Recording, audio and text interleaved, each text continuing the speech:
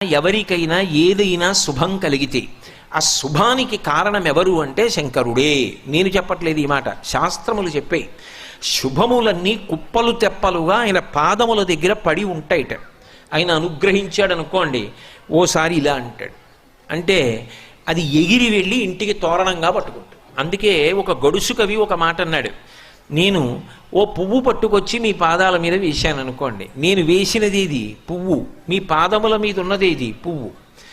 నేను ఒక పువ్వు పట్టుకెళ్ళి మల్లికార్జున లింగం మీద వేశాను అనుకోండి, పరమ ప్రేమతో వేశాను అనుకోండి, ఆ పువ్వు ఓ ఏడాది తర్వాత నా ఇంటి మనవడు. నేను ప్రేమతో వేసిన పువ్వు 2 ఏళ్ల తర్వాత నా ఇంట్లో మనవరాలు. నేను ప్రేమతో వేసిన పువ్వు నేను కట్టుకునే ఒక ఇల్లు. నేను వేసిన పువ్వు నాలో కలిగేటటువంటి భక్తి. నేను వేసిన పువ్వు ఏ వయస్సులో నాకు రావాలో ఆ